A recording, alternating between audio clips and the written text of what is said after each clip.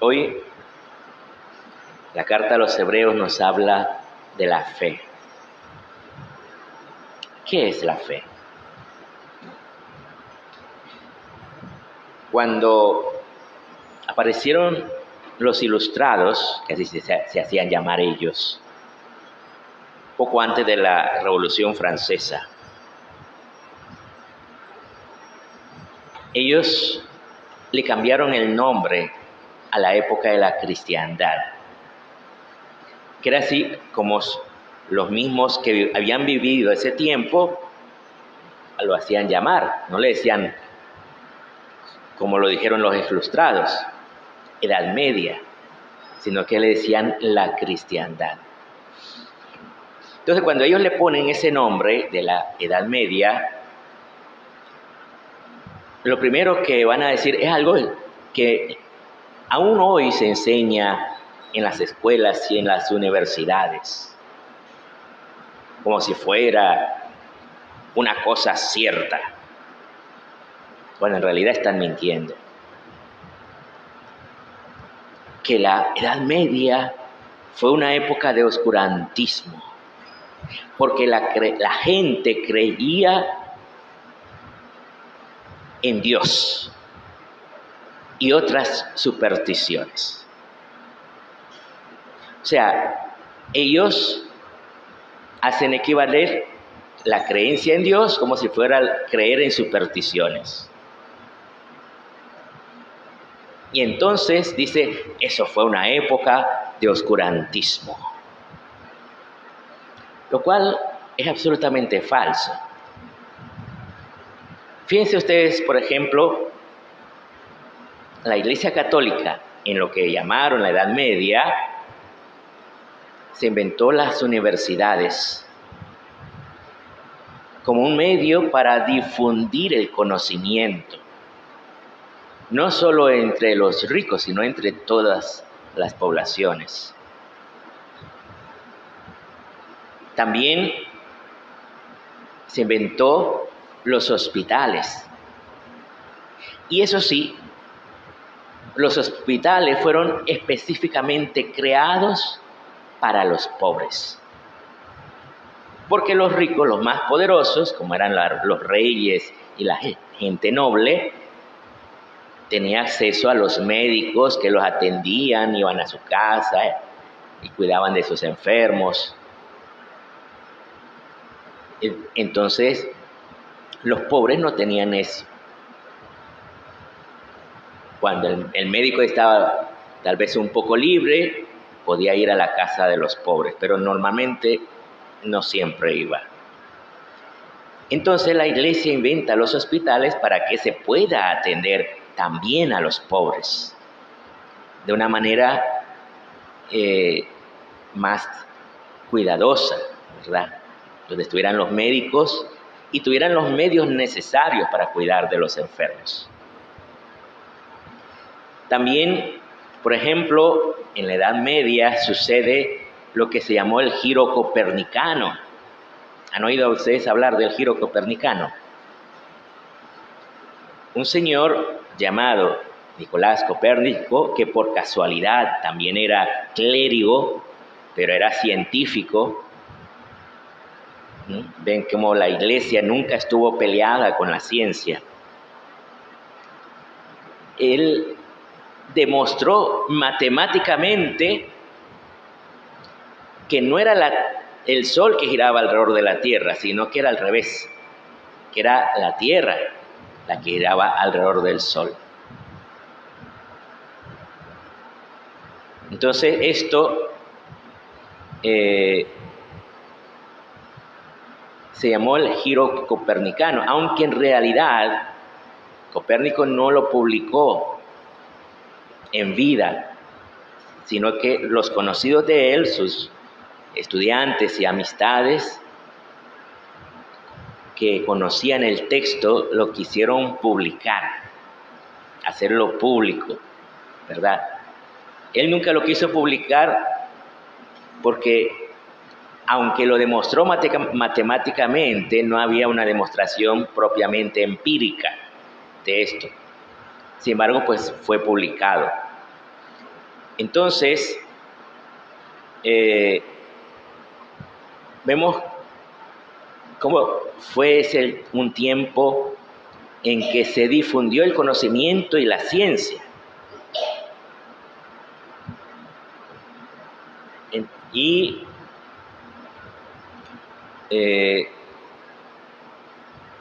también era un tiempo de fe, o sea, no una simple creencia, sino una fe, porque no es lo mismo. No es, la fe no es una superstición, porque la superstición tiene mucho de imaginación. En cambio, la fe es una certeza por la experiencia de muchos fieles. La fe es la seguridad de lo que se espera. Y nos pone el ejemplo de Abraham. Ustedes saben cuál fue el sufrimiento de Abraham. Abraham sufría porque no tenía hijos. Dios le habla. Él nunca vio a Dios, pero Dios le habla. Más adelante sí lo va a ver, pero en ese momento solo escucha una voz.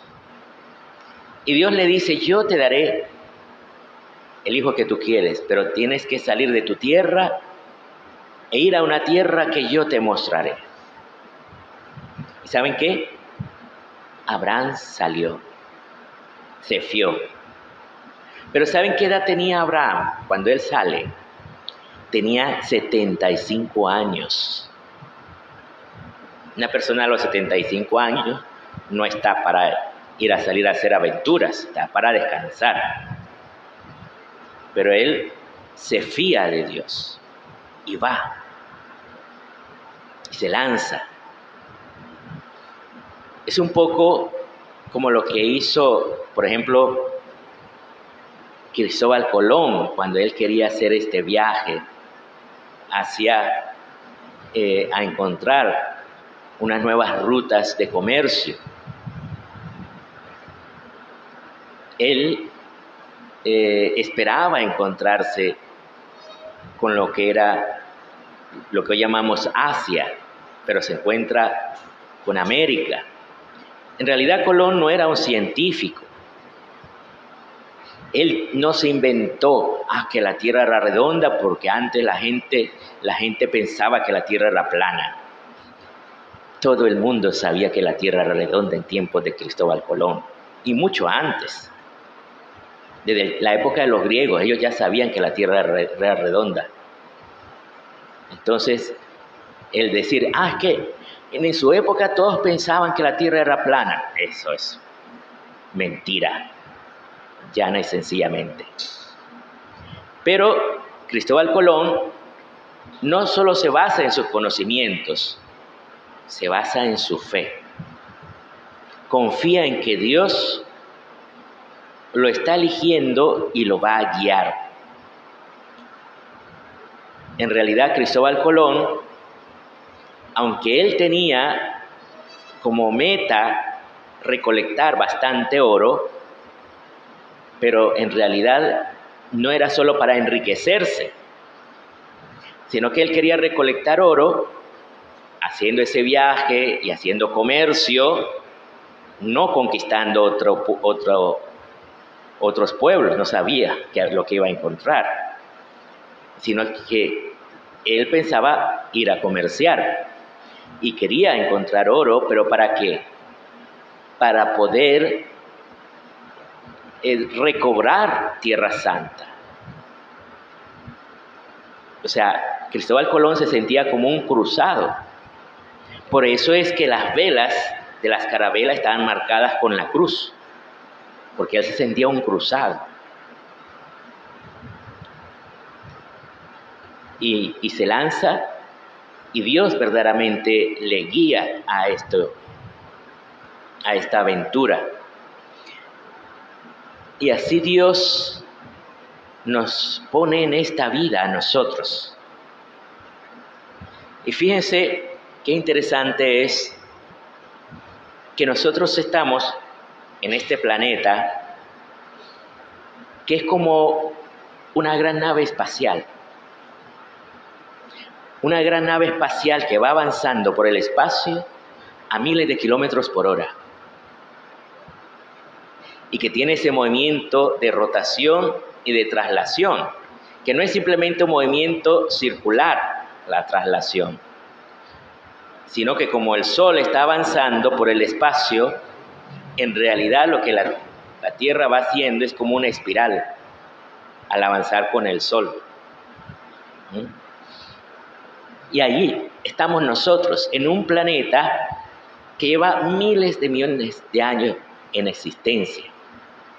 ¿Y nosotros cuánto vivimos? ¿Cuánto? Dice el Salmo que normalmente los seres humanos vivimos 70 años y el más robusto hasta 80.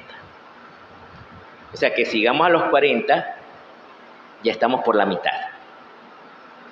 Y si llegamos a los 60, y me incluyo en los que ya estamos llegando a los 60, ya nuestros días están contados. Ya el periodo de tiempo que queda es más cortito que el periodo que hemos vivido ya.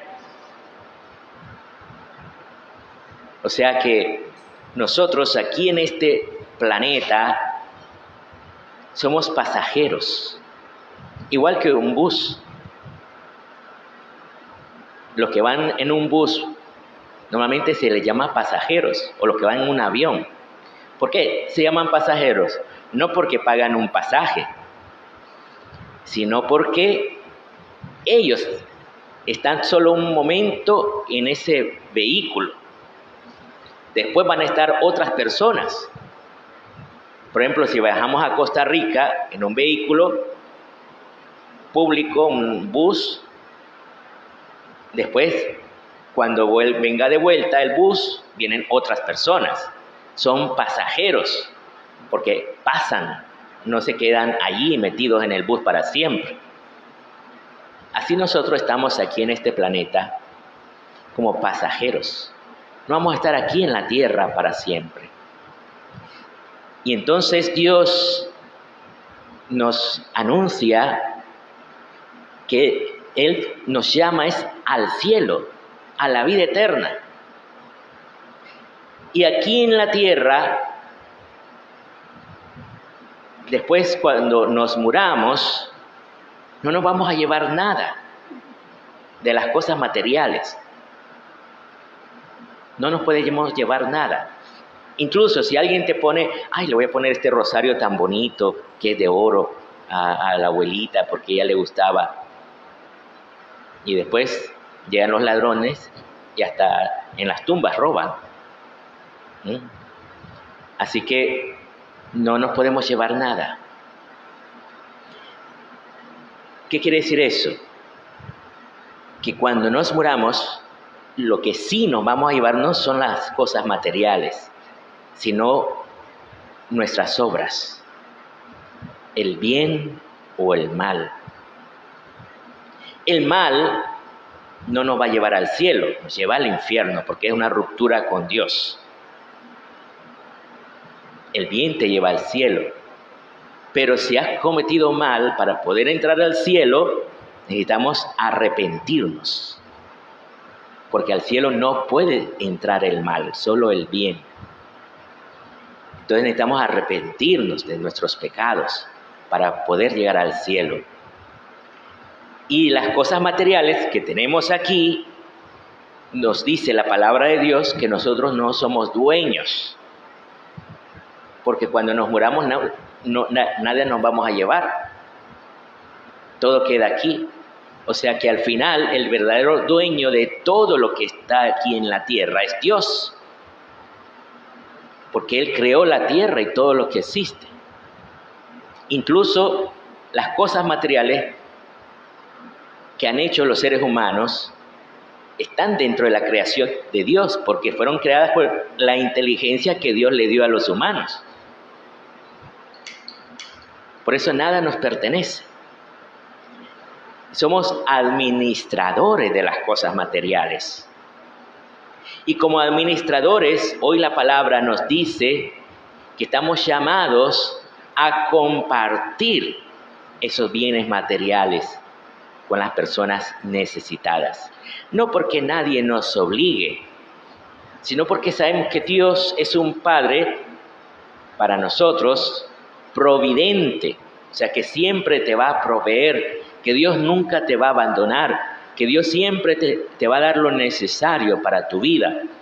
Por eso es que nosotros los cristianos podemos hacer limosna, podemos compartir de nuestros bienes materiales con las personas más necesitadas. Eso es la obra de Dios en nosotros, que nos dé la generosidad para compartir. Y, por ejemplo, ya en el matrimonio, por ejemplo, tú estás compartiendo tu vida con otra persona. Porque el matrimonio es una entrega total del ser con otra persona. Tú te entregas totalmente, apoyado en Dios, obviamente, si no es imposible. Y de esa unión surgen unos hijos. Estos hijos necesitan cuidados, no solo materiales, sino también espirituales. Entonces tú a estos hijos no solamente les vas a dar cosas, sino que les vas a hablar, por ejemplo. Y le vas a hablar de Dios y vas a rezar con ellos. Porque a los hijos se les da lo mejor que se puede. Y lo mejor que tenemos es nuestra fe en Dios. Las cosas como los conocimientos científicos también pueden compartirse, pero no es lo más importante. Lo más importante es nuestra fe, que es lo que nos sostiene en medio de las dificultades de la vida. Por eso, hermanos, lo que esta palabra nos enseña es, uno, que somos pasajeros, que somos efímeros en esta vida. Y dos, que somos administradores de nuestros bienes materiales y en cierto modo de los espirituales también. Estamos llamados a compartir. Pidámosle al Señor que Él nos dé la gracia de poder ser generosos en este compartir de los bienes que Dios nos da.